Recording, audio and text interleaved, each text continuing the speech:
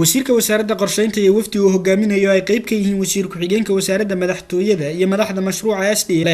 ayaa kormeer ku maray mashaariicda kala duwan ee gobolka Saaxil laga hirgeliyay sida jidka isku xidha Berbera iyo Hargeysa iyo dhismaha wasaaradda deegaanka iyo horumarinta reer miyiga ee gobolka Saaxil oo laga maalgeliyay mashruuca SDF. wasiirka qorsheynta Somaliland Maxamed Aadan Qabyatire ayaa ka hadlay jidadkaasi laga shaqeeyay. SDF maaha mashruucan oo kaliya waxay qabatay كوبيتون مشروع سوماليلاند أي كفلسة لكن كان وحن قلت المامنا وحي هاي مشاريع ده وجوه نكسن إلا تعبان كلا تنش بولكا أي فليين وأقوم مهضنا قلنا وزارة ده إيو هيد بون وأقوم مهضنا قلنا SDF سدوا نكسن يوضع الشقيين وضدن اتكستوا قرنا يسوي مريتشرتي ومالها وجود درن بهد واللي بدأ عربوغي أنت نود حيس حماس مالها وجود درن وأدق بهد ما أنت نواركيسان ودورية 7 كيلومتر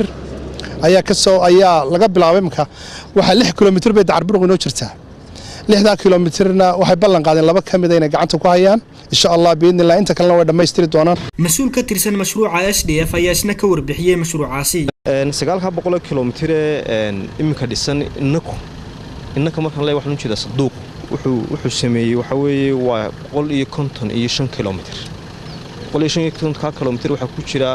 132 kilomitir oo ka soo bilaabmaya Sheekh Sokodeeda iyo marka halkan ay maanta ay taaganahay. waxay sidoo kale kormeereen xarunta wasaaradda deegaanka iyo horumarinta reer miyiga ee gobolka Saaxil ee dhismaheeda laga hirgeliyay magaalada Berbera iyo kaydka dhiraanta ee gobolka Saaxil waxaana uga warbixiyay sidwaha wasaaraddaasi ee heer gobol.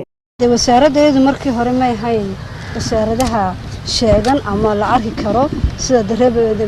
cidii aragtay hore waa aragtay maantana alxamdulillaah rabbil caalamiin inta kun ee geeda talo waa aragtaan 6 kun oo geed imka diyaara intii kalena waxay noogu jirtaa stoorka waan kala gureynaa. wasiir ku-xigeenka wasaaradda madaxtooyada Axmed Xaashi Cabdi ayaa isna ka hadlay mashaariicda SDF ka hirgelisay wasaaradda deegaanka ee gobolka Saaxil.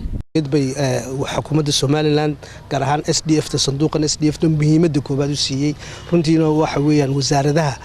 halbowlayaasha u ah deegaanka aynu ku noolahay saas awgeed baynu maanta halkan u joognaa xukuumadda jamhuuriyadda Somaliland oo gadwadeenka ka yahay Siilaanyona ay muhiimadda u siinaysaa wasaaraddan iyo maaragtay shaqada ay hayso. sidoo kalena wasiirka wasaaradda qorsheynta qaranka